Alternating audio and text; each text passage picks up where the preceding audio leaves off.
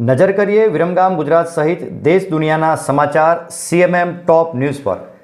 સમાચારના અંતમાં જોઈશું રથયાત્રા દરમિયાન અખાડામાં કરવામાં આવતા કરતબોનો અભ્યાસ। નમસ્કાર, આપ નિહાળી રહ્યા છો સીએમએમ ભારત। અષાઢી બીજે જગતના નાથ નીકળશે નગરચર્યાએ।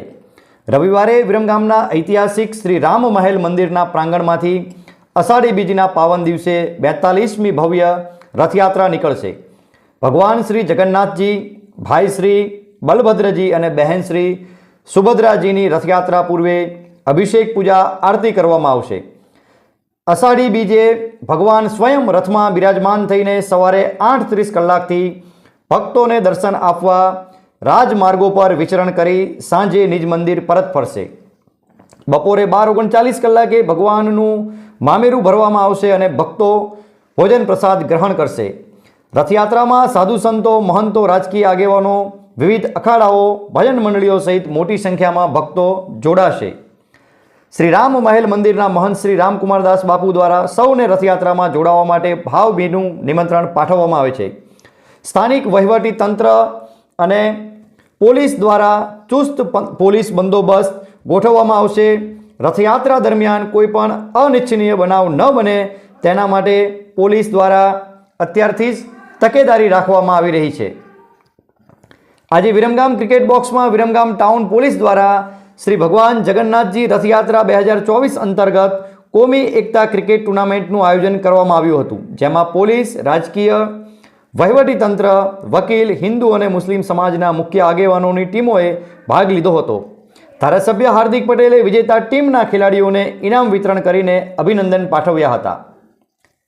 વિરમગામમાં નીકળનાર 42મી પરંપરાગત ભગવાન જગન્નાથજીની રથયાત્રા પૂર્વે તાલુકા સેવા સદન વિરમગામ ખાતે શાંતિ સમિતિ બેઠકનું આયોજન કરવામાં આવ્યું હતું, જેમાં પ્રાંત ઓફિસર, ડીવાયએસપી, મામલતદાર, પીઆઈ, શ્રી રામ મહેલ મંદિરના મહંતશ્રી, કાઉન્સિલરો, હિન્દુ મુસ્લિમ આગેવાનો, અખાડાના સભ્યો સહિતના લોકો ઉપસ્થિત રહ્યા હતા। અધિકારીઓ દ્વારા રથયાત્રા શાંતિપૂર્ણ રીતે સંપન્ન થાય તે માટે જરૂરી સૂચનો માંગવામાં આવ્યા અને જરૂરી માર્ગદર્શન પણ આપવામાં આવ્યું હતું। સાળંગપુરની પવિત્ર ભૂમિ પર આયોજિત પ્રદેશ ભાજપની કારોબારી બેઠકમાં પ્રદેશ પ્રમુખ સી.આર. પાટીલ, મુખ્યમંત્રી ભૂપેન્દ્રભાઈ પટેલ, કેન્દ્રીય મંત્રી પિયુષ ગોયલ, સંગઠન મહામંત્રી રત્નાકરજી અને પદાધિકારીઓની ઉપસ્થિતિમાં વિરમગામના ધારાસભ્ય હાર્દિક પટેલે માર્ગદર્શન મેળવ્યું। આ ઉપરાંત સાળંગપુર શ્રી કષ્ટભંજન હનુમાનજી દેવના ધારાસભ્ય હાર્દિક પટેલે દર્શન કર્યા, ત્યારબાદ પૂજ્ય સંતોના આશીર્વાદ પણ મેળવ્યા હતા। સુરેન્દ્રનગરના સાંસદ ચંદુભાઈ સિહોરાએ દિલ્હી ખાતે કેન્દ્રીય મંત્રી અશ્વિની વૈષ્ણવ સાથે શુભેચ્છા મુલાકાત કરી। આ દરમિયાન સુરેન્દ્રનગર જિલ્લા તેમજ બોટાદ જિલ્લાના લોકોને જે ટ્રેનનો લાભ મળે છે તેવી Dhrangadhra Botad DEMU train number 09214ને તાત્કાલિક શરૂ કરવામાં આવે તેમજ સમયમાં ફેરફાર કરવામાં આવે તેમજ યાત્રીઓને વધુ સારી સુવિધા મળે તે માટે સાંસદ સભ્ય દ્વારા રજૂઆત કરવામાં આવી હતી। નીટ પીજી પરીક્ષાની નવી તારીખ જાહેર કરવામાં આવી છે। આ મેડિકલ પ્રવેશ પરીક્ષા 11 ઓગસ્ટના રોજ 2 શિફ્ટમાં લેવામાં આવશે। અગાઉ પરીક્ષામાં ગેરરીતિ અને આક્ષેપોના કારણે પરીક્ષા રદ કરવામાં આવી હતી। 5 જુલાઈ શુક્રવારે બ્રિટનમાં સત્તા પરિવર્તન થયું। શાસક કન્ઝર્વેટિવ પાર્ટી 14 વર્ષ પછી લેબર પાર્ટી સામે ચૂંટણી હારી ગઈ છે। ભારતીય મૂળના ઋષિ સુનકે વડાપ્રધાન પદ પરથી રાજીનામું આપી દીધું છે। લેબર પાર્ટીના 61 વર્ષીય કીર સ્ટારમર દેશના 58માં વડાપ્રધાન બન્યા છે। સુનકે હાર સ્વીકારી છે અને પાર્ટીની માફી પણ માગી હતી। તેમણે સ્ટારમરને પણ ફોન કરીને જીત માટે અભિનંદન પાઠવ્યા હતા। સામાન્ય ચૂંટણીમાં લેબર પાર્ટીને બમ્પર જીત મળી છે। લેબર પાર્ટીએ કુલ 650માંથી 412 સીટો જીતી છે। સરકાર બનાવવા માટે 326 સીટની જરૂર છે। બીજી તરફ કન્ઝર્વેટિવ પાર્ટીને 120 બેઠકો મળી હતી। છેલ્લા 200 વર્ષમાં કન્ઝર્વેટિવ પાર્ટીની આ સૌથી મોટી હાર છે। સપ્તાહના છેલ્લા ટ્રેડિંગ દિવસ એટલે કે આજે 5મી જુલાઈએ શેર બજારમાં ફ્લેટ ટ્રેડિંગ જોવા મળ્યું હતું। સેન્સેક્સ 53 પોઈન્ટના ઘટાડા સાથે 79,996 પર બંધ રહ્યો હતો। તે જ સમયે નિફ્ટીમાં 21 પોઈન્ટનો ઉછાળો નોંધાયો હતો અને તે 24,323ના સ્તર પર બંધ થયો હતો. સેન્સેક્સના 30 શેરોમાંથી 17માં ઉછાળો અને 13માં ઘટાડો જોવા મળ્યો હતો. સીએમએમ ભારત સાથે જોડાયેલા રહેવા બદલ આપનો આભાર.